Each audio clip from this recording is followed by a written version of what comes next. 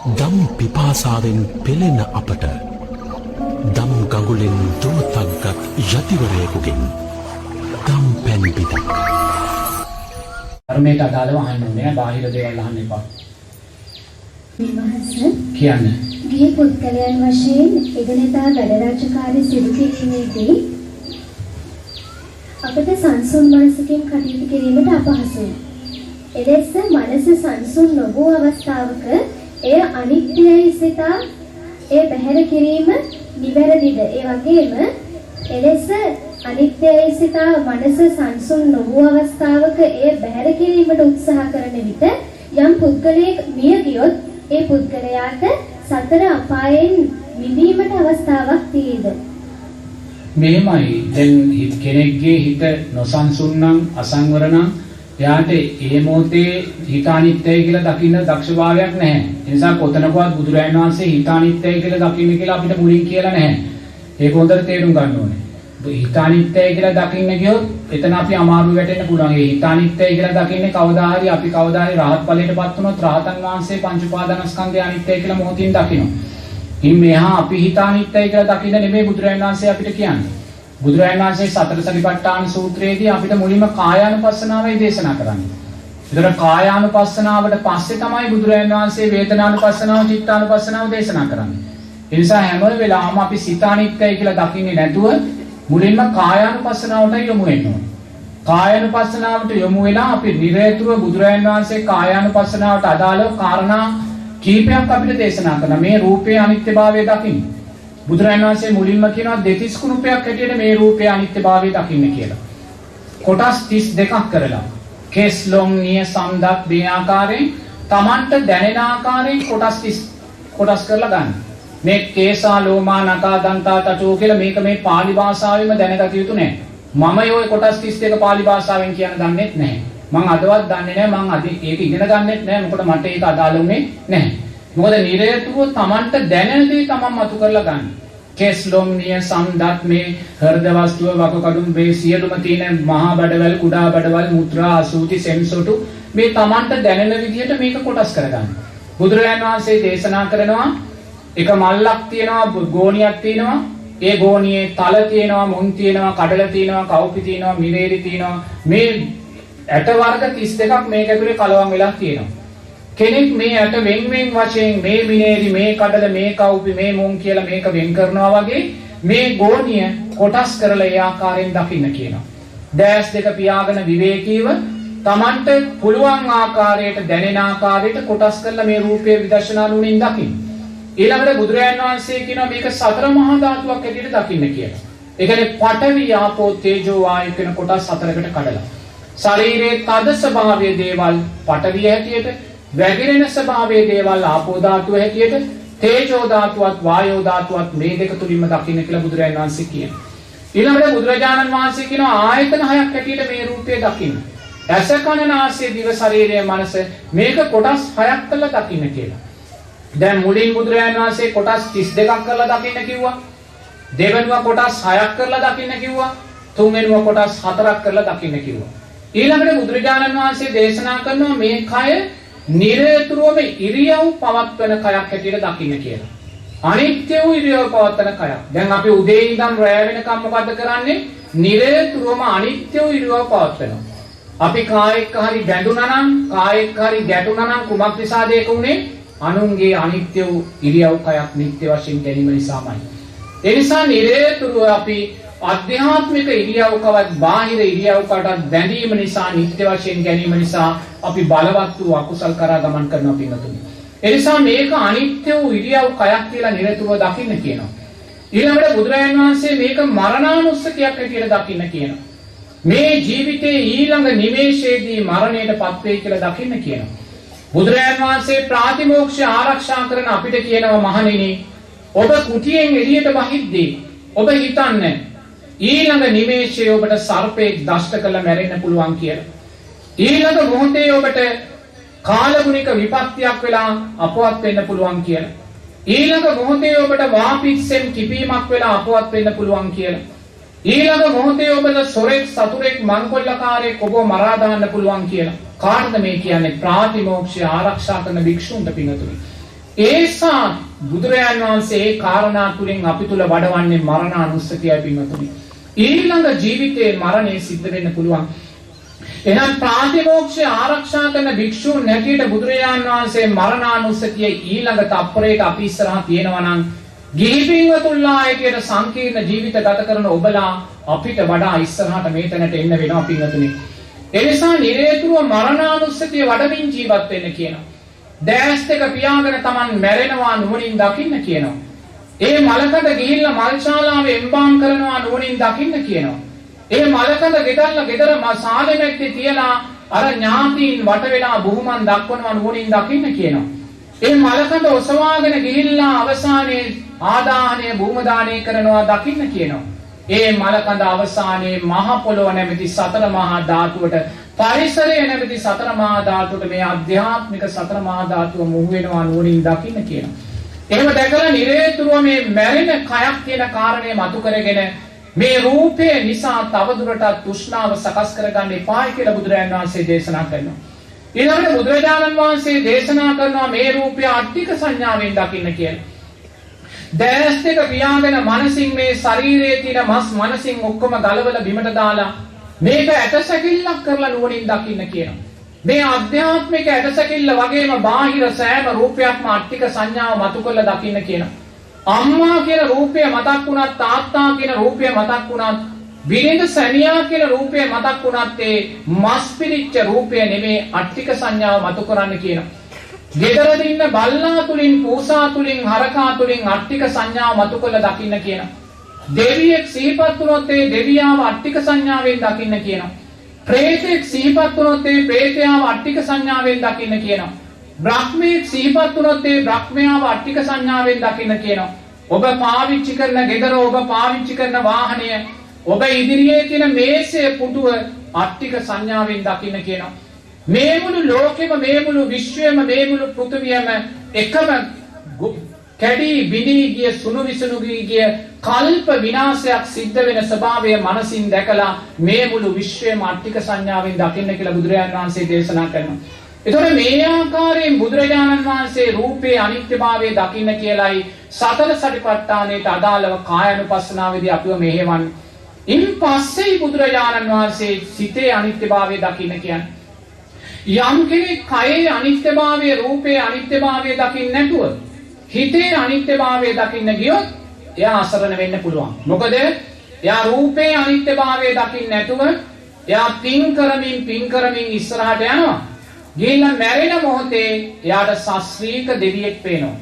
මොකද පින් කරන අය කුසල් කරන අයගේ අවසාන චුතිසිත හරි ප්‍රභාෂරයි.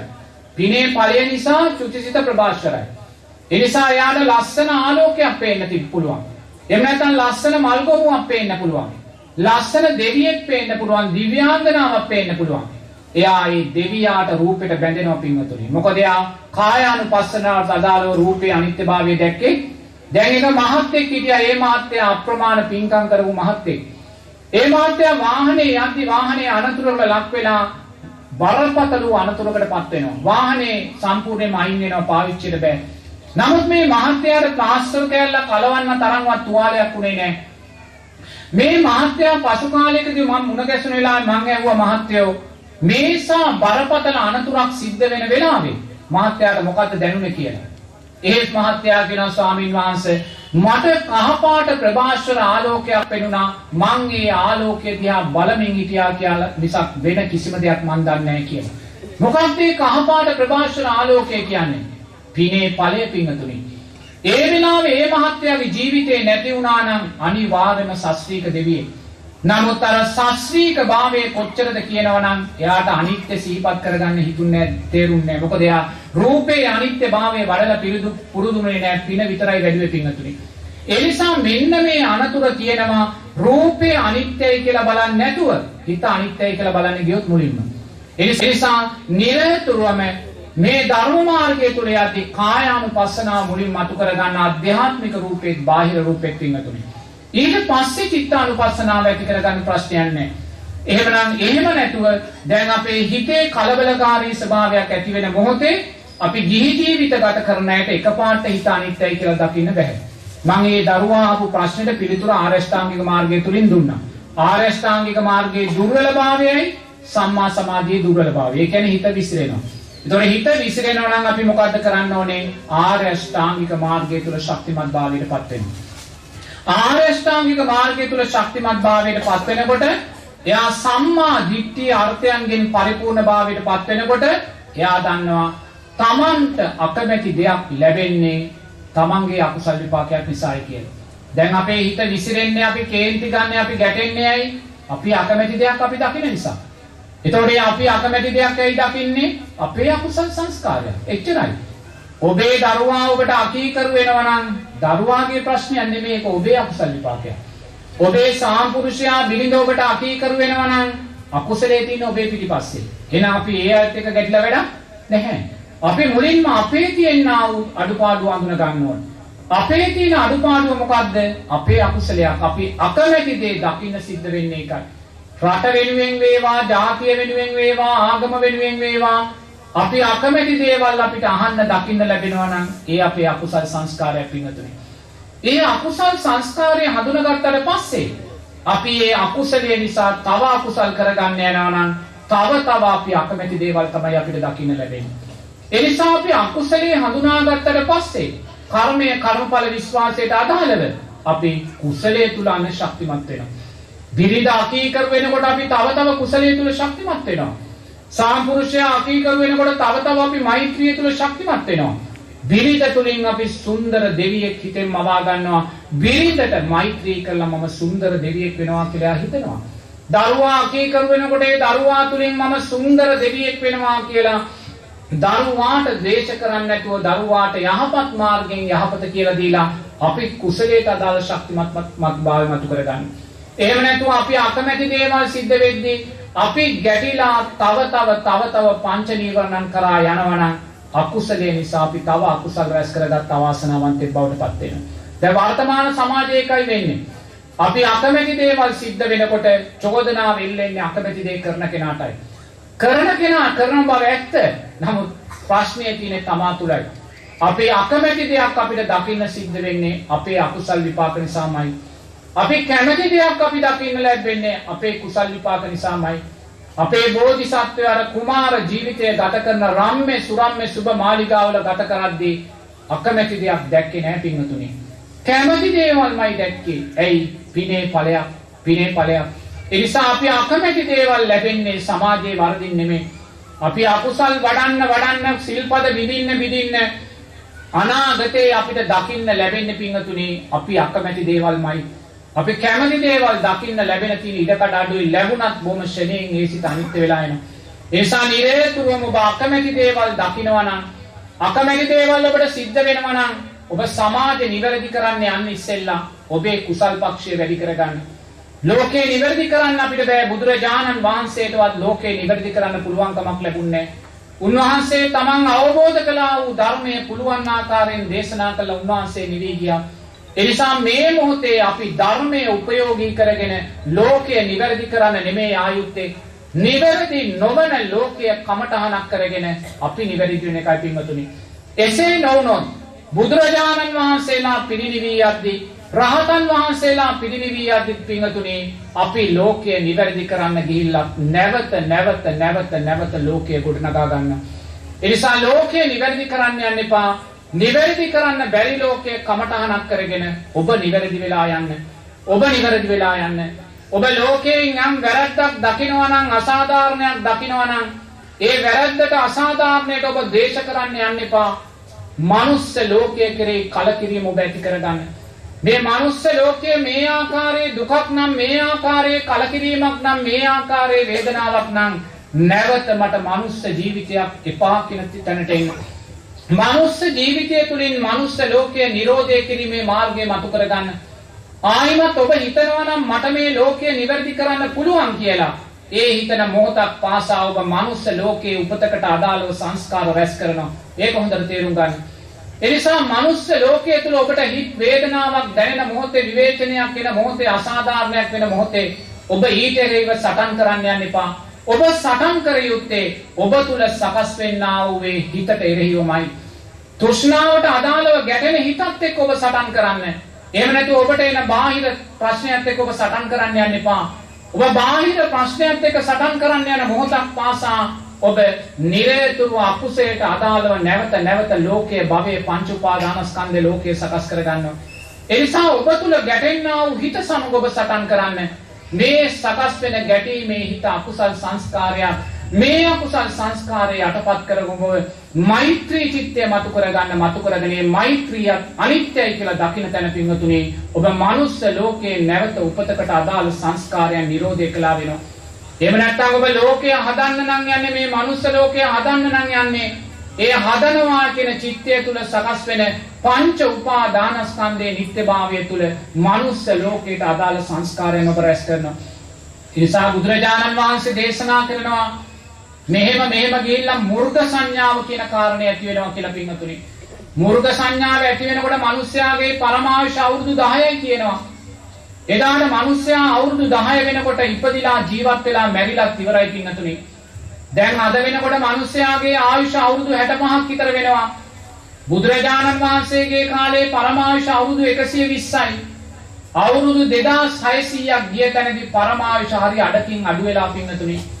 එනම් අවුරුදු 2600ට පරමායුෂ අඩකින් අඩු වුණා නම් මේ ස්වභාවිකත්වයේ තුල ගලාගෙන ගියා වූ ලෝකයක් ගෙවි ගිය අවුරුදු 2600. නමුත් අදින් පස්සේ බිහි වෙන ලෝකයේ පින්වතුනි මේ කෘතිම රසකාරක වසවිස අඩංගු ලෝකයක්. මේ ලෝකයේ තුල මේ ඉතුරු අවුරුදු 60 ගෙවෙන්න තව අවුරුදු 1000ක් යන්නේ නැහැ පින්වතුනි. තව අවුරුදු 1000ක් යන්නේ නැහැ. ඒ 1000 වෙනකොට මිනිස්යාගේ පරමායුෂ අවුරුදු 10 වෙනවා. ගැහැණු දරුවෙක් අවුරුදු 4 වෙනකොට යාට දරුවා හම්බ වෙනවා. 6-7 වෙනකොට මුරුමුරු මිනිබිරියෝ ඊළඟට යා මැරිලා ඉවරයි පින්වතුනි. ඔය තැනට සමාජය එනවා. ඔය තැනට සමාජයේදී බුදුරජාණන් වහන්සේ දේශනා කරනවා මේ මුළු පෘථිවියම ලේවිලක් බවට පත් වෙනවා මුර්ග සංඥාව සකස් වෙනවා මිනිස්යා තුල කියලා. ඒ කියන්නේ මිනිස්යා තව මිනිස්සෙක් දකින්නේ මුර්ගෙක් හැටියට. එදාට මරා ගන්නවා කියනවා ලේ දකින්න ලේ කල්පය කපාගෙන මරා ගන්නවා කියනවා. මොකද එදාට නැවත මිනිස්සයා මිනිමස් කන යුගයකට එනවා පින්වතුනි. එදාට තමන්ගේ බිරිඳට දරුවා හම්බ වෙනකන් තාත්තා බලන් ඉන්නවා සාම්පුරුෂයා බලන් ඉන්නවා. දරුවා හුරතල් කරන්නේ මේ දරුවාව මරාගෙන කන්න පින්වතුනි.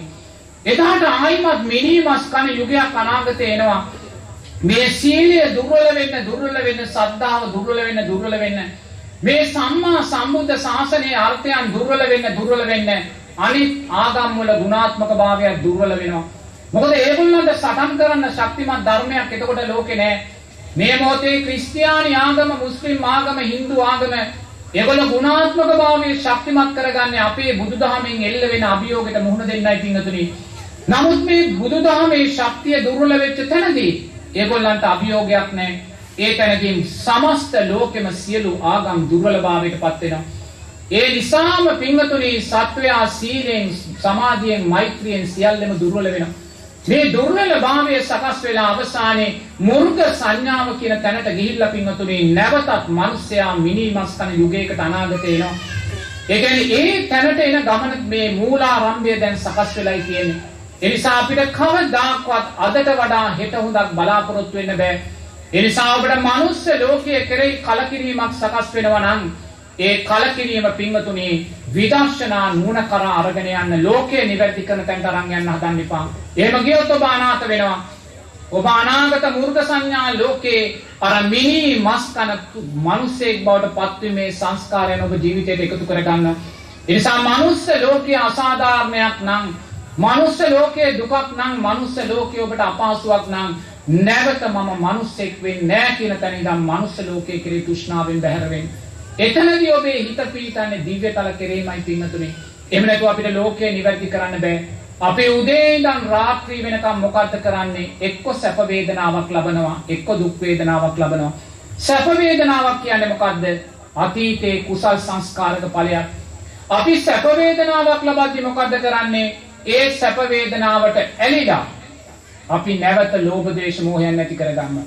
සැප වේදනාව ඇති උනේ කුමක් නිසාද? කුසලයක විපාකයක්. කුසලයේ විපාක දෙද්දී අපි මොකද කරන්නේ? ඒ විපාකයේ තුලින් නැවත ලෝභ දේශ මොහයන් නැති කරගන්න. එතකොට අකුසලයක් විපාක දෙනකොට මොකද කරන්නේ? ඒ අකුසලයට ගැටිලා ආයිමත් ලෝභ දේශ මොහයන් නැති කරගන්න. ඒතර බලන්න කුසලයක් විපාක දෙද්දී අකුසලයක් විපාක දෙද්දී දෙතනදීම අපි නැවත අනාගත භවයේ උදෙසා ලෝභ ද්වේෂ මෝහයන් නැති කරගන්න. මේක තමයි අපි උදේ ඉඳන් රාත්‍රී වෙනකම් කරන්නේ. එහෙමනම් පින්වතුනි අපි සකස් කරගන්න සෑම ඇලීමේ ගැටීමේ සිතක් තුළින්ම අපි දුකට අදාළ භවය සකස් කරගන්නවා පින්වතුනි. ඒ නිසා ඔබ තුල සකස් වෙන සැප වේදනාවක් සකස් වෙද්දී ඔබ ඒ සැප වේදනාව ධම්මානුපස්සනාවට දාලා දකින්න. මේ සැප වේදනාව කියන්නේ අතීතයේ මගේ සංස්කාරයක ඵලයක් කුසල් සංස්කාරයක ඒ සංස්කාරය අනිත්‍යයි කියලා දකින්න. ඒ තැනදී ඔබ උපේක්ෂාව කියන තැන ඉන්නවා පින්වතුනි. අන්න ධර්මයේ වැඩෙන තැන. ඔබට දුක් වේදනාවක් සකස් වෙද්දී ඔබ නුවණින් දකින්න මේ දුක් වේදනාව කියන්නේ අතීත අකුසල් සංස්කාරයක ඵලයක්. මේ සංස්කාරය අනිත්‍යයි කියලා දැකලා ඔබේ දුක් වේදනාවට ගැටෙන්න එපා. ඔබ උපේක්ෂාව කියන තැන තියෙනවා. ඔතන තමයි ධර්මයේ වැඩෙන තැන. නමුත් අපි සකස් වෙන සෑම සැප වේදනාවකදීම සෑම දුක් වේදනාවකදීම නැවත ලෝභ දේශ මොහයන් කරා යනවා මිසක් සම්මා දිට්ඨිය ආර්ථයන්ට අදාළව උපේක්ෂාව කියන තැන මතු කරගන්න දක්ෂ නැහැ පින්වතුනි. ඒ නිසා ප්‍රශ්නේ තියෙන්නේ සමාජෙ නෙමෙයි. මොකද අකුසල් වඩන්න සිල්පද විඳින්න ඒ අකුසල් නිසාම අපි අකමැති ලෝකයක් අපිට එරෙහි වෙන ලෝකයක් තමයි ඉදිරියට ගොඩ නැගෙන්නේ. ඒ නිසා නිරේතුරුවම අපි ගැටීම් නිසා තව ගැටීම් ඇති කරගන්න ගියොත් ඒ නිසාම අපි බලවත් අනතුරක් කරා ඉස්සරහට යනවා පින්වතුනි. ඒ නිසා නිරේතුරුව මනුස්ස ලෝකයේ හදනවා කියලා දශමයකවත් සිතක් ඇති කරගන්න එපා. මනුස්ස ලෝකයේ කෙරෙහි ඔබට කලකිරෙනවා නම් වහාම මනුස්ස ලෝකයේ නිරෝධය උදෙසා ඒ කලකිරීම ශක්තිමත් කරගන්න. මම හිතනවා මේ ප්‍රශ්නෙට උත්තරය ආවා කියලා. පුතේ වෙලාව කීයද? හයිට කාලේ. හරි. දෙන්න ගෞරවනීය ස්වාමීන් වහන්සේ. ඔව්. මේ මම ප්‍රශ්නයක් සාකච්ඡා කරගෙන ආවා. කියන්නේ. හැබැයි මට ඔබ වහන්සේගේ ධර්ම දේශනාවෙන් ඒකට පිළිතුරු ලැබුණා. එහෙමයි. ඒ නිසා මට තවත් තියෙනවා මේ උපදේශයක් අහගන්න පොඩි මේ ගැටලුකුත් නෙමෙයි ප්‍රශ්නකුත් නෙමෙයි උපදේශයක්. ගෞරවනීය ස්වාමීන් වහන්සේ මේ බුද්ධ පුත්‍රයන් වහන්සේ මම කමඨහන 40කින් ආනාපාන සති භාවනාව වඩමින් ඉන්න කෙනෙක්. ඔව්. දාන සීල භාවනාව වඩමින් විවිධ පුණ්‍යක්‍රියාවන් වල යෙදෙනවා. සම්පූර්ණ කරගන්න සඳහා මේ රූප වේදනා සංඥා සංස්කාර විඥාන කියන පංච උපාදානස්කන්ධයට බැඳුන මේ සිත ඇලීම් ටික අත්හරින හැටි විදර්ශනාවෙන් භාවනාවෙන් පහදා දෙන්න කියලා. නෝන දැන් මම ওই ප්‍රශ්නෙට උත්තරේ මේ සතර සතිපට්ඨාන තුල දුන්නා. තේරෙනවද? දැන් ඕකෙදී අපි පංච උපාදානස්කන්ධයට දැන් බුදුරයන් වහන්සේ දේශනා කරනවා අපි මේ ලෝකේ ධර්මය අවබෝධ කළා කියන්නේ රහත් ඵලයටපත් වුණා. ධර්මය දැක්කා කියන්නේ සෝවාන් ඵලයටපත් වුණා. තේරෙනවද? එතකොට අපි කවදා හරි ධර්මයේ දකින්න නම් පංච උපාදානස්කන්ධයේ අනිත්‍යභාවය දකින්න ඕනේ. දකින්නේ ධර්මය අවබෝධ කරගන්න නම් පංච උපාදානස්කන්ධයේ අනිත්‍යභාවය අවබෝධ කරගන්න ඕනේ. තේරෙනවද? ඒ නිසා ධර්මයේ දැකීමේදී අවබෝධ කර ගැනීමේදී මූලික ඉලක්කය තියෙන්නේ පංච උපාදානස්කන්ධය කෙරෙහි. එතකොට පංච උපාදානස්කන්ධය ඉබේ වැඩෙන දෙයක් නෙමෙයි. පංච උපාදානස්කන්ධය වැඩෙන්නේ ආර්ය අෂ්ටාංගික මාර්ගයේ ඵලයක් හැටියට. තේරෙනවද? ආර්ය අෂ්ටාංගික මාර්ගය තුලින් සතර සතිපට්ඨාන ධර්මයන් මතු කරගන්න ඕනේ. සතර සතිපට්ඨාන ධර්මයන් තුලින් පංච උපාදානස්කන්ධයන් මතු කරගන්න ඕනේ. එහෙනම් නිරේතුරුවම අපි භව නිරෝධය කරා යන කෙනාගේ ඉලක්කය විය යුත්තේ පංච උපාදානස්කන්ධය. එතකොට පංච උපාදානස්කන්ධය කියන කාරණේදී බුදුරජාණන් වහන්සේ දේශනා කරනවා සත්වයා බැඳුනොත් බැඳෙන්නේ පංච උපාදානස්කන්ධයට කියලා. සත්වයා නිදහස් වුනොත් නිදහස් වෙන්නේ පංච උපාදානස්කන්ධයෙන් කියලා. ඒ නිසා පංච උපාදානස්කන්ධය කියලා බුදුරජාණන් වහන්සේ දේශනා කරන්නේ රූප, වේදනා, සංඥා, සංකාර, විඥාන කියන කාරණා පහට. ඒ නිසා නිරේතුරුව මේ කාරණා පහ විවේකීව නුවණින් දකින්න. තේරෙනවද? එතෙන්දී බුදුරජාණන් වහන්සේ දේශනා කරනවා මේ වර්තමාන පංච උපාදානස්කන්ධයේ අනිත්‍යභාවය දැකලා පමණක් අපිට මේ ප්‍රශ්නේ විසඳන්න බෑ කියලා. මොකද සාරා සංක කල්ප ලක්ෂ ගානක් අපි පටිච්ච සමුප්පන්න ආපු ගමනේදී අපි මේ පංච උපාදානස්කන්ධයන් මගේ කරගෙන සක්කාය දිට්ඨිය මුළු ජීවිතයක් බවටම පත් කරගෙන තියෙනවා. මොකද සක්කාය දිට්ඨිය අපි තුල සකස් කරන්නේ මෝදු කරන්නේ ශක්තිමත් කරන්නේ මේ පංච උපාදානස්කන්ධය කෙරේ දකින්නා වූ නිට්ටයභාවය විසින්මයි. තේරෙනවද? ඒ නිසා නිරේතුරුව බුදුරජාණන් වහන්සේ කියනවා වර්තමාන පංච උපාදානස්කන්ධයේ අනිත්‍යභාවය දකින්න. ඊළඟට කියනවා අතීත පංච උපාදානස්කන්ධයේ අනිත්‍යභාවය දකින්න. දැකලා වර්තමාන පංච උපාදානස්කන්ධයත් අතීත පංච උපාදානස්කන්ධයේ අනිත්‍යභාවය තුලින් අනාගත පංච උපාදානස්කන්ධය කෙරෙහි තෘෂ්ණාව නැති කරගන්න කියලා. ස්වාමීන් වහන්සේ මට තව උපදෙසක් දැනගන්න ඕනේ. නෑ ඉන්න මං දැන් ඕක කියන්න ඕනේ පුතේ. ඔබ වාඩි වෙන්න. මට තව ප්‍රශ්නයකට ඉඩ දෙන්න. අය වාඩි වෙන්නකො මං කියන්නේ මේක තව ගොඩක් දුරයි. දිගයි. දැන් පංච උපාදානස්කන්ධයේ අනිත්‍යභාවය දකිනකොට බුදුරජාණන් වහන්සේ මුලින්ම කියන්නේ වර්තමාන රූපස්කන්ධයේ අනිත්‍යභාවය දකින්න කියලා. එතකොට වර්තමාන රූපස්කන්ධය කියන්නේ මොකද්ද? මොකද්ද වර්තමාන කතා කරන්නේ? මොකද්ද වර්තමාන රූපස්කන්ධය කියන්නේ? මේ ඇස කන නාසය මනස. තේරෙනවද? එතකොට මේ වර්තමාන රූපස්කන්ධයේ නිට්ටයද අනිත්‍යද? අනිත්‍යයි. තේරෙනවද? මේ වර්තමාන රූපස්කන්ධයේ අනිත්‍ය නම් බුදුරජාණන් වහන්සේ ඔබ කියන දැස් දෙක පියාගෙන මේ වර්තමාන රූපස්කන්ධයේ අනිත්‍යභාවය මොහොතක් දකින්න. එතකොට අතීත රූපස්කන්ධයේ අනිත්‍යභාවය දකිද්දී අපි කොතෙන්ද යන්නේ? අම්මාගේ මව් කුසට යන්න මනසේ.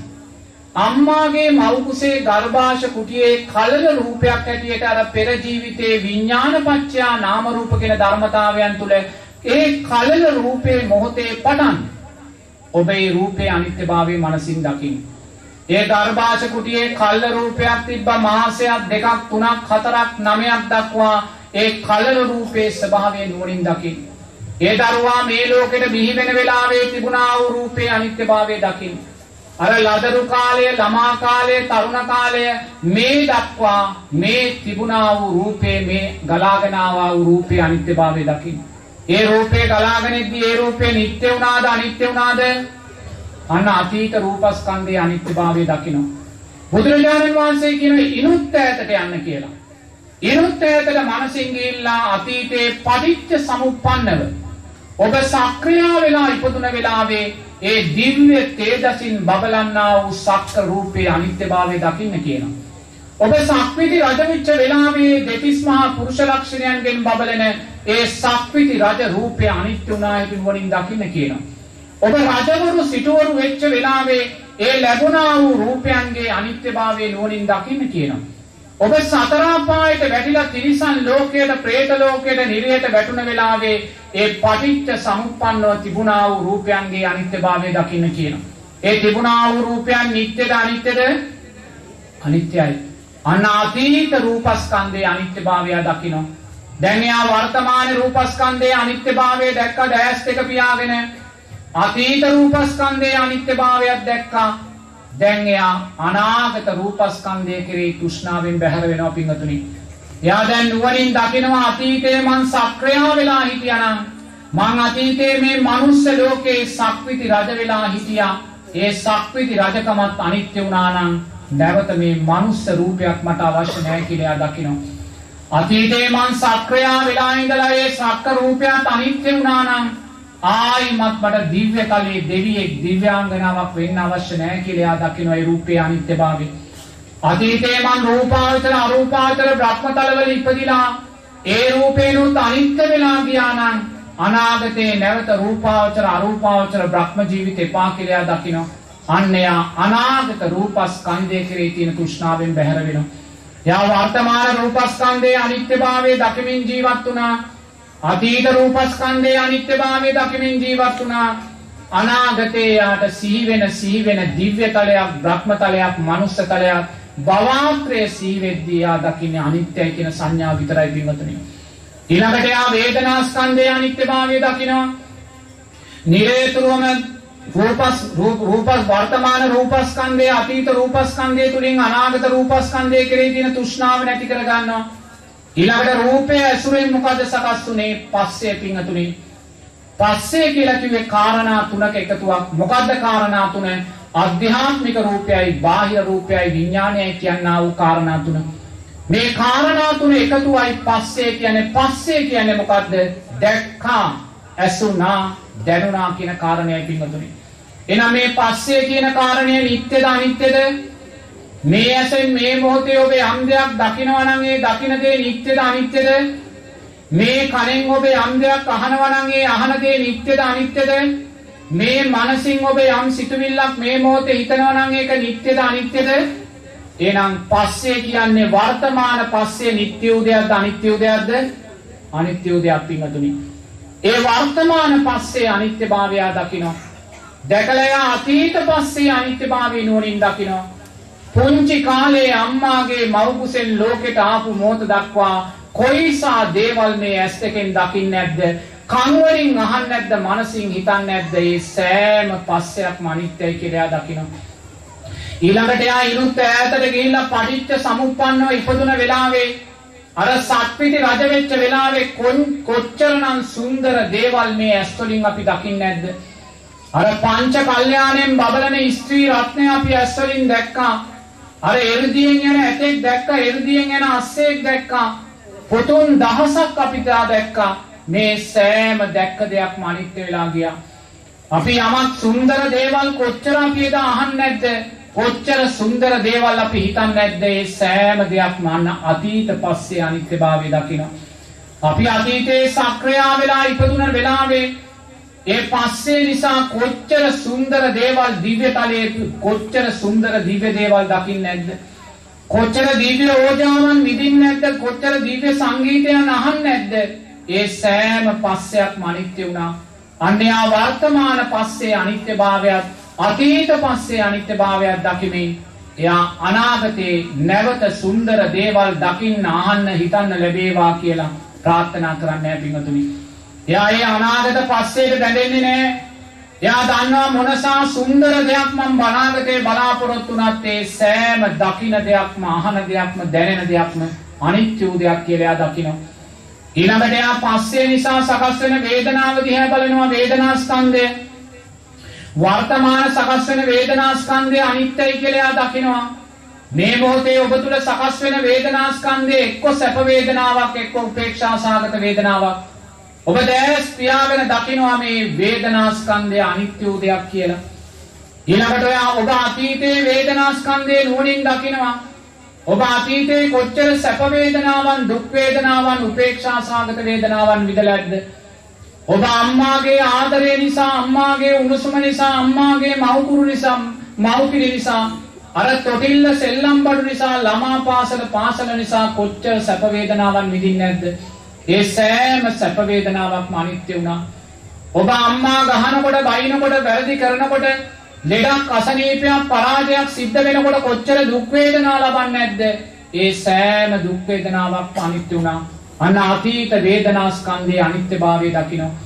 ඔබ සක්විති රජ වෙච්ච වෙලාවේ කොයිසානම් සුන්දර සැප වේදනාවක් ලබන්නේ නැද්ද? ඔබ සක්‍රියා වෙච්ච වෙලාවේ කොච්චර සුන්දර සැප වේදනාවක් ලබන්නේ නැද්ද? ඒ සෑම සැප වේදනාවක්ම අනිත්‍ය වුණා. අන්න ඔබ අතීත වේදනා ස්කන්ධයේ අනිත්‍යභාවය දකින්න. ඔබ සතර අපායන්ට වැටුණ වෙලාවේ කොච්චර දුක් වේදනාවක් ලබන්නේ නැද්ද? ඒ සෑම දුක් වේදනාවක්ම අනිත්‍ය වුණා. අන්න අතීත වේදනා ස්කන්ධයේ අනිත්‍යභාවය දකින්න. ඔබ රූපාවචර අරූපාවචර බ්‍රහ්මතලවල ඉපදුන වෙලාවේ කොයිසානම් උපේක්ෂා සාගත වෙත සාගත සමාධි වේදනාවල් ලබන්නේ නැද්ද? ඒ සෑම විඳීමක්ම අනිත්‍ය වුණා. අන්න අතීත වේදනා ස්කන්ධයේ අනිත්‍යභාවය දකින්න. දැන් යා වර්තමාන වේදනා ස්කන්ධයේ අනිත්‍යභාවය මතු කරලා ගත්තා. අතීත වේදනා ස්කන්ධයේ අනිත්‍යභාවය මතු කරලා ගත්තා. මතු කරගෙන යා අනාගත වේදනා ස්කන්ධයට බැඳෙන්නේ නැහැ පින්වතුනි.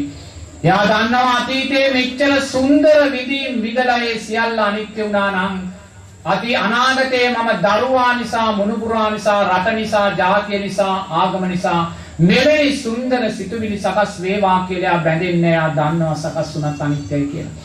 මෙවැනි දුක් වේදනාවන් ඇති වෙයි කියලා ගැටෙන්නේ නැහැ. යා දන්නවා දුක් වේදනාවන් ඇති වුණත් ඒක අනිත්‍යයි කියලා.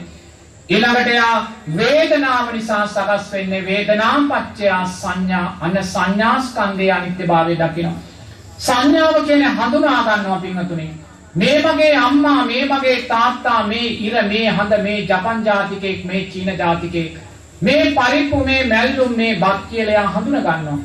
මිනිස්සු 100ක් ඉන්න තැන එයාගේ අම්මා හිටියොත් මේ මගේ අම්මා කියලා හඳුනා ගන්නවා. අන සංඥාව කියන්නේ ඒකයි. එනිසා මේ මොහොතේ ඔබ ඔය ඇසෙන් කනෙන් නාසයෙන් දිවෙන් ශරීරයෙන් මනසෙන් යමක් හඳුනාගත්තද එය නිට්ටයද අනිත්‍යද? අනිත්‍ය නැද අපින්ගතුනි. ඔබ කොච්චර හඳුනා ගැනීම ඇති කර ගන්න නැද්ද මේ මන් දිහා බලන මේ මොහොතේ? නමුත් ඒ සෑම හඳුනා ගැනීමක්ම අනිත්‍ය වුණා. ඒ වගේමයි ඔබ මව් කුසේ ඉන්න මොහොතේ පටන් කොච්චර දේවල් ඔබ හඳුනා ගන්න නැද්ද? අම්මාගේ ගර්භාෂ කුටියේ ඉද්දි මේක මගේ කුටිය, මේක මගේ නිවස, මේක මගේ මාලිගාව කියලා ඔබ හඳුනාගත්තා. ඒ අම්මාගේ ගර්භාෂ කුටිය වල ලේ සැරව තැවරිලා සිද්දි මේක මට සැපයක් කියලා ඔබ හඳුනාගත්තා. මේ අම්මාගේ උණුසුම, මේ අම්මාගේ මව්කිරි, මේ අම්මාගේ ආදරය, මේ තොටිල්ල, මේ සෙල්ලම්බඩු කියලා ඔබ හඳුනාගත්තා. මේ සෑම අතීත හඳුනා ගැනීමක්ම අනිත්‍ය වුණා පින්වතුනි. ඔබ අතීතයේ සක්විති රජ වෙච්ච වෙලාවේ මේ මගේ ස්ත්‍රී රත්නය කියලා හඳුනාගත්තා. ඒ සංස්කාරෙත් හඳුනා ගැනීමත් අනිත්‍ය වුණා. ඔබ සක්‍රියා වෙච්ච වෙලාවේ මේ මගේ බිරිඳ සුජම්පතිය කියලා හඳුනාගත්තා. ඒ හඳුනා ගැනීමත් අනිත්‍ය වුණා. එහෙනම් අතීත සංඥා ස්කන්ධය අනිත්‍ය නම් වර්තමාන සංඥා ස්කන්ධය අනිත්‍ය නම් එයා අනාගතයේ හඳුනා ගැනීම කෙරෙහි බැඳෙන්නේ නැහැ. එයා කුමන හඳුනා ගැනීමක් කෙරෙහි යාට තෘෂ්ණාව ඇති වුණත් එයා ඒ සංස්කාර අනිත්‍යභාවය දකිනවා. ඊළඟට සංඥාව නිසා සකස් වෙන චේතනාව සංස්කාරයෙන් සංස්කාර ස්කන්ධය අනිත්‍යභාවය දකිනවා. වර්තමාන සංස්කාරයන්ගේ අනිත්‍යභාවය දකිනවා. මේ මොහොතේ මේ සකස් වෙන්නේ කුසල් සංස්කාරයක්. මේ කුසල් සංස්කාරයේ නිට්ටයද අනිත්‍යද? අනිත්‍යයි පින්වත්නි. විපාක දීලා අනිත්‍ය වෙනවා. එයා දැස් දෙක පියාගෙන දකිනවා මේ ලෝකෙට බිහි වෙච්ච වෙලාවේ පටන් කොච්චරනම් කුසල් සංස්කාරයන් මම රැස් කරන්නේ නැද්ද?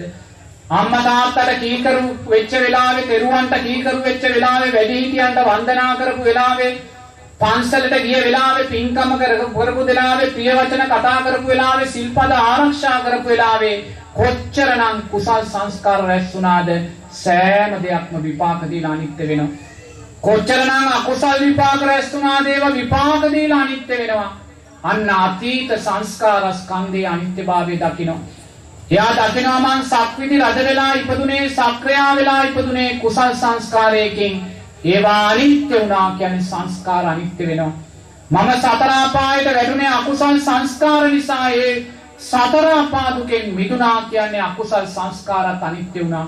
අන වර්තමාන සංස්කාර ස්කන්ධයේ අනිත්‍යභාවය තුලින් එයා අතීත සංස්කාර ස්කන්ධයේ අනිත්‍යභාවය දකිනවා. දැකලා එයා අනාගත සංස්කාර කෙරෙහි තියෙන තෘෂ්ණාවෙන් බැහැර වෙනවා.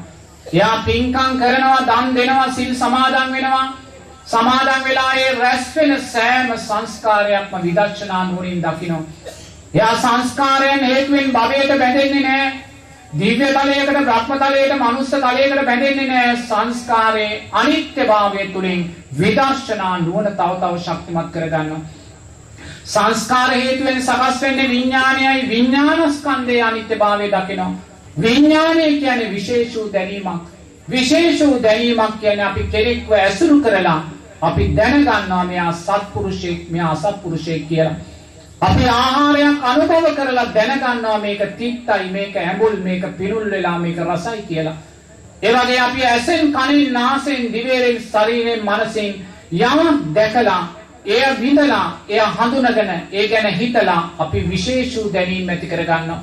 එහෙනම් මේ වෙලාවේ ඔබ කොච්චරනම් මේ වර්තමාන විඤ්ඤාණ ස්කන්ධය තුල කොච්චරනම් විශේෂ දැනීම් ඇති වෙන්නේ නැද්ද?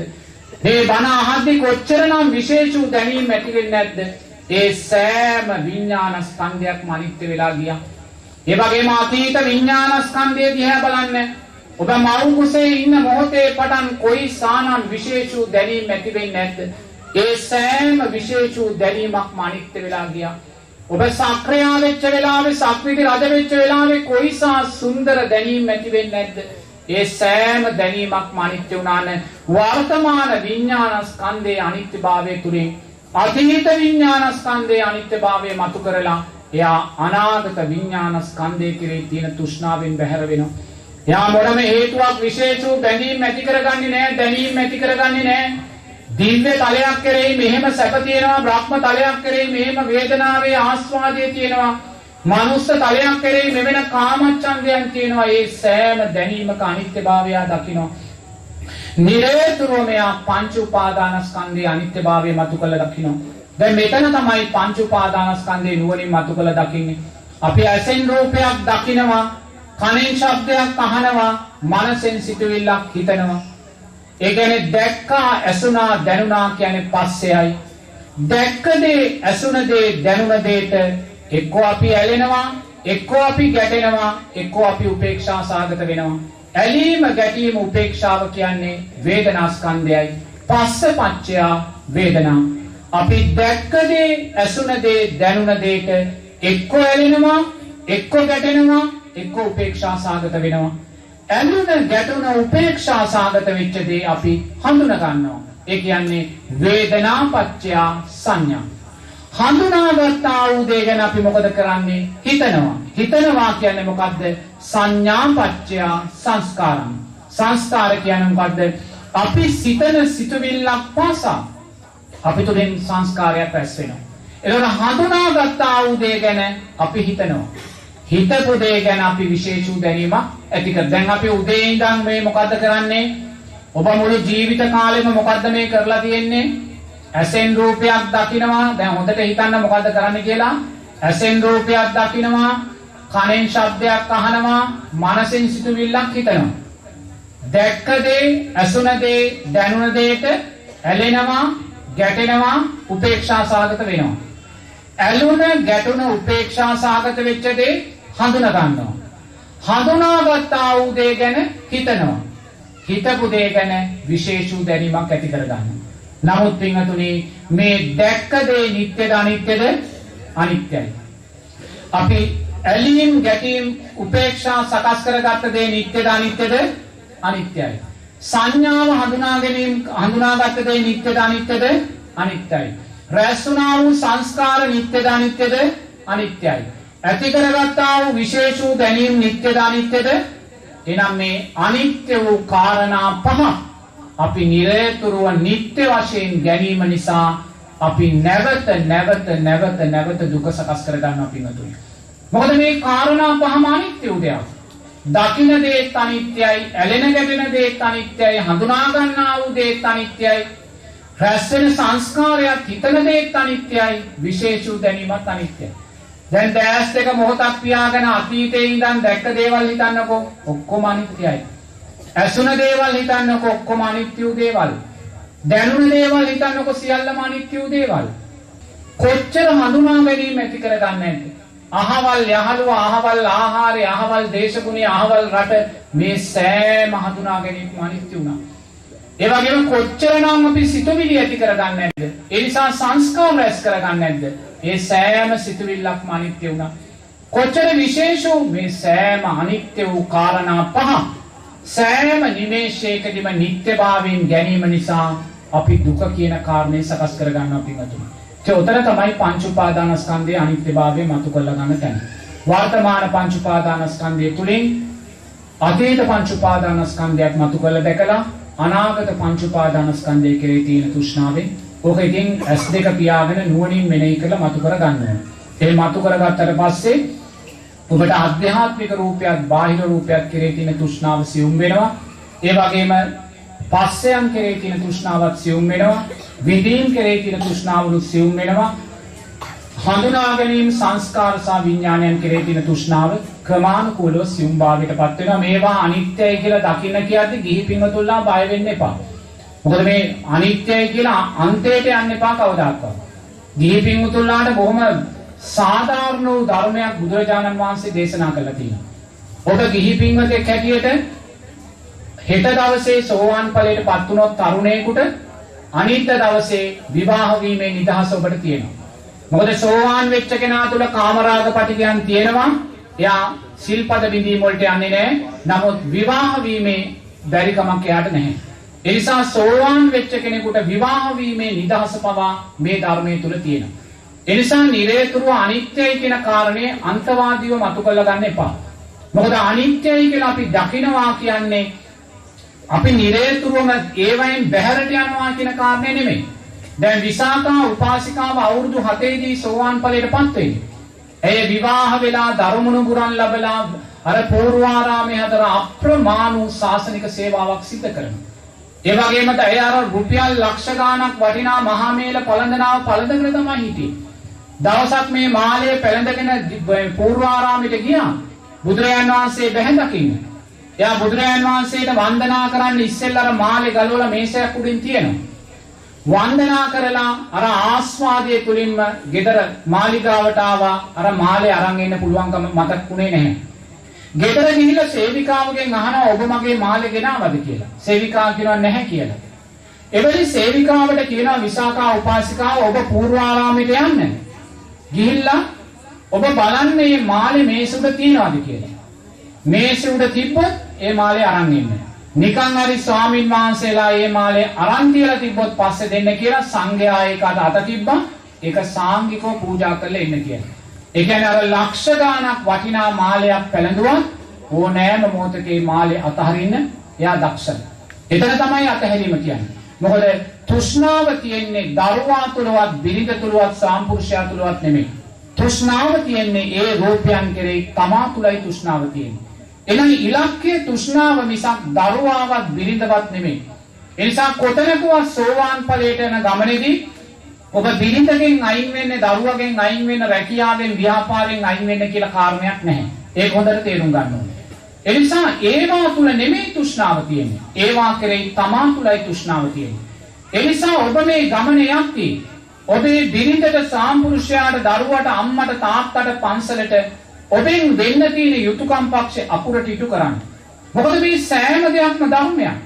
ඔබේ බිරිඳ කියන්නේ ධර්මයක්. ඔබේ සාම්පුරුෂයා කියන්නේ ධර්මයක්. ඔබේ දරුවා අම්මා තාත්තා කියන්නේ ධර්මයක්. ඔබට ලැබුණ මේ රට ජාතිය ආගම කියන්නේ ධර්මයක්. ධර්මයක් කියන්නේ ඔබේ සංස්කාරයන්ගේ ඵලයක්. ඒ නිසා ධර්මයක් ලැබුණ වෙලාවේ ඔබ ධර්මයත් එක්ක ගැටෙන්න නෙමෙයි ආයුත්තේ. ධර්මය අවබෝධ කර ගැනීමටයි ඔබ ආයුත්තේ. ඒ නිසා බිරිඳ තුලින් ඔබ ධර්මය මතු කර ගන්න දක්ෂ වෙන්න. ඔබ සාම්පුරුෂයා තුලින් ධර්මය මතු කර ගන්න දක්ෂ වෙන්න.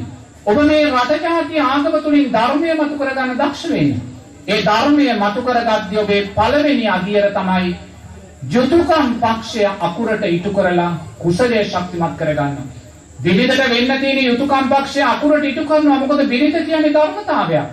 ඔබේ සංස්කාරයට ගැළපෙන කෙනයි ඔබට ලැබුණේ. ඔබේ සංස්කාරයන්ට ගැළපෙන දරුවයි ඔබට ලැබුණේ. ඔබේ සංස්කාරයන්ට ගැළපෙන රට ජාතිය ආගමයි ඔබට ලැබුණේ. එහෙනම් ඔබ මේවා උදෙසා විය යුතු වත්පිළිවෙත් අකුරට ඉටු කරන්න. උපස්ථානයන් අකුරට කරන්න. කළ යුතු වත්පිළිවෙත් උපස්ථානයන් අකුරට කරලා ධර්මයේ තුලින් මුලින්ම ඔබේ කුසල් ශක්තිය ශක්තිමත් කරගන්න. ඔබේ කුසල් ශක්තිය ශක්තිමත් කරගෙන නිරේතුරු ඒ සංස්කාරයන්ගේ කුසලයේ අනිත්‍යභාවය දකිමින් අන්න නිරෝධයේ දෙසට උපයමං කරන්න. එහෙම නැතුව අනිත්‍යයි කියලා කියනවා කියලා කොතනකවත් බිරිඳ දාලා යන සාම්පුරුෂයා දාලා යන රැකියා නොකර ඉන්න නාන්න පිරිසුදු කරන් ඒවා අන්තපින්වතුනි. ඒවා ධර්මයට අදාළ නැහැ. සෝවාන් ඵලයට කරා යන කෙනා සෝවාන් ඵලයට පත් වුණ කෙනා හොඳ පෞරුෂත්වයෙන් යුතු කෙනෙක් පින්වතුනි. කොතනකවත් එයා මේ අන්තයන්ට බර වුණා වූ ඍණාත්මකව හිතන කෙනෙක් නෙමෙයි. පෞරුෂත්වයෙන් යුතුව ධර්ම මාර්ගයේ ශක්තිමත් කරගත්ත කෙනෙක්. ඒ නිසා අනිත්‍යයි කියන වචනේ අන්තවාදීව නම් ගන්න එපා. සෝවාන් ඵලයට පත් වුණ කෙනෙකුටත් තරුණෙකුටත් හෙට දවසේ විවාහ වීමේ අයිතිය ධර්මයේ තුල බුදුරජාණන් වහන්සේ සාතික කළා කියන පින්වතුනි. එනවා ඔබ මේ යන මාර්ගයේදී කිසිවක් ඔබට අයින් කළ යුතු නැහැ. අයින් කළ යුත්තේ ඒවා කෙරෙහි තියෙන අධික තෘෂ්ණාව විතරමයි.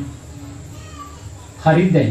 තාමනාරි අහන්න තියනවාද? ගෞරවනීය බුද්ධ පුත්‍රයන් වහන්සේ සිහිය දියුණු කිරීමේ සතර සතිපට්ඨානය වැඩෙනවා. ඒකම සත්පොඥංග වැඩෙනවා. ඒකම මට දැනගන්න අවශ්‍ය උතුම් සමාධියටපත් වූ විට භාවනාවේදී විදර්ශනාව කරන්නේ ඒ සමාධියටපත් වූ අවස්ථාවේ නේද ස්වාමීන් වහන්සේ? මෙහෙමයි පුතේ, සමාධියටපත් වෙච්ච අවස්ථාවේ තමයි විදර්ශනාවට යොමු වෙන්නේ. නමුත් විදර්ශනාවට කවදාක්වත් ධානා මට්ටමක් තුළ යොමු වෙන්න බෑ. මොකද ධානා මට්ටමකදී විදර්ශනාවට යොමු වෙන්නේ නැහැ. ඔබ ධානා මට්ටමකට ගිහිල්ලා නුවණින් මෙනෙහි කරද්දී ධානා මට්ටම් දුර්වල වෙනවා. නමුත් එතනින් ඔබ ධානා මට්ටම් ගැන හිතන්න අවශ්‍ය නැහැ. ධානා මට්ටමේ අනිත්‍යභාවය දකිමින් විදර්ශනාවට යොමු වෙන්න. තේරෙනවද? ඔය ධානයි විදර්ශනාවයි දෙක පටලවා ගන්න යන්න එපා. මොකද ඔබට විදර්ශනාව අවශ්‍ය නම් සතර සතිපට්ඨාන සූත්‍රය තෝරගන්න. තේරෙනවද? ධාන අවශ්‍ය නම් ඔබ මේ ආනාපාන සති සූත්‍රය තෝරගන්න. ඒතර ආනාපාන සති සූත්‍රයේදීත් ආනාපාන සති ධාන තුලින් විදර්ශනාවට යන හැටි බුදුරජාණන් වහන්සේ දේශනා කළා කියනවා. ඉතින් මුලින්ම ධ්‍යානතල සකස් කරගෙන හතරවෙනි ධ්‍යානටපත් වෙලා හතරවෙනි ධ්‍යානෙන් බැහැලා එතන ඉඳන් ඔබ ඒ තමන්ගේ ධ්‍යානතල සතර සතිපට්ඨානට පංච උපාදානස්කන්ධයට යොමු කරගන්න කියලා කියනවා. ඒක ආනාපාන සති සූත්‍රය. ඒතර සතර සතිපට්ඨාන සූත්‍රයේදී බුදුරජාණන් වහන්සේ ආනාපාන සතියට අදාළව දේශනා කරන්නේ නැහැ. සතර සතිපට්ඨාන සූත්‍රයේදී බුදුරජාණන් වහන්සේ දේශනා කරන්නේ මේ ආස්වාස ප්‍රාස්වාසයට හිත යොමු කරන්න. ඒ කියන්නේ කාය සංස්කාරයන්ගේ අනිත්‍යභාවය දකින්න. ඔබ භාවනාවට වාඩි වෙලා නිරතුරුවම හොඳින් ආස්වාස ප්‍රාස්වාස කරලා ඒ ආස්වාසයෙන් මේ කය පුරව ගන්න කියලා බුදුරජාණන් වහන්සේ දේශනා කරනවා. ආස්වාස කරනවා කියලා දකිමින් ආස්වාස කරන්න කියනවා. ප්‍රාස්වාස කරනවා කියලා දකිමින් ප්‍රාස්වාස කරන්න කියනවා. ඒ ආස්වාසයෙන් මේ මුළු ශරීරෙම පුරව ගන්න කියනවා. ඒ පුරවගෙන ටික මොහොතකින් ආයිමත් ප්‍රාස්වාස කරන මෙහෙම කීප වතාවක් කරමින් නිරේතුරු ආස්වාස ප්‍රාස්වාසයේ හිත යොමු කරන්න කියලා කියනවා. කරමින් දැන් ඔබ විවේකීව ආස්වාසයේ ඉහළට ගන්නකොට ඇති වෙනවා කියලා දකිනවා, පහළට යනකොට නැති වෙනවා කියලා දකිනවා. එච්චරයි, වෙන මොකුත් දකින්න බෑ. ඇති වෙනවා නැති වෙනවා. ඉහළ උස්ම ඉහළට යනකොට ඇති වෙනවා කියලා දකිනවා, පහළට යනකොට නැතිවීම දකිනවා. ඇතිවීම නැතිවීම දකිනවා කියන්නේ කාය සංස්කාරයන්ගේ අනිත්‍යභාවය දකිනවා. මෙහෙම දකිමින් ඉද්දී හිත විසිරුණොත් ඒ විසිරුණා වූ හිත අනිත්‍යයි කියලා ආයිමත් ආස්වාස ප්‍රාස්වාසයේ හිත ගන්නවා. අරගෙන කාය සංස්කාරයන්ගේ ආස්වාස ප්‍රාස්වාසයේ අනිත්‍යභාවය දකිමින් එයාගේ හිත සංසිඳුණු තැනට ආපු තැනදී අන්න එයා කායනුපස්සනාවට අදාළව රූපේ අනිත්‍යභාවය දකිනවා. ඒ කියන්නේ සතර මහා ධාතුවක් හැටියට, දෙතිස් කුණුපයක් හැටියට, ආයතන හයක් හැටියට, මරණානුස්සතියක් හැටියට, අට්ඨික සංඥාවක් හැටියට දකින්න. ඒක උතන තමයි සතර සතිපට්ඨාන සූත්‍රය. තේරෙනවද? ওই සූත්‍ර දෙක එහෙම තමයි තියෙන්නේ. ආනාපාන සතිය නම් මුලින්ම ධ්‍යානතල සකස් කරගෙන ධ්‍යානතල වලින් බැහැලා ධ්‍යානතල විදර්ශනානුවට ලක් කරලා විදර්ශනාව ඇති කරගන්න ඕනේ. ওই දෙක තමයි සූත්‍ර දෙකේ තියෙන්නේ. වහන්සේට මේ ආත්ම දුක් නිවන් සම්පත් තෙරුවන් සරණයි. සුවපත් වේවා. දීර්ඝායුෂ සේවා.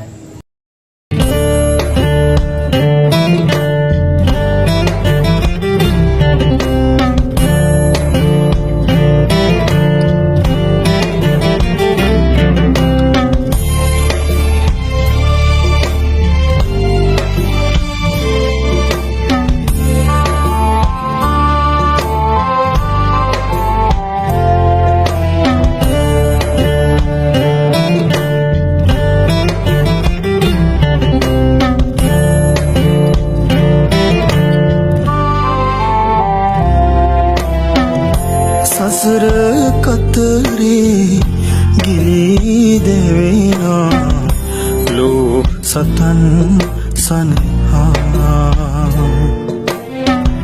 බුදුන් වැඩි මග මහරහත් මග අත නුහෙර වඩිනා සසුනබරේ දිලෙනා සුකුන් සඳ සසුන බබලවනා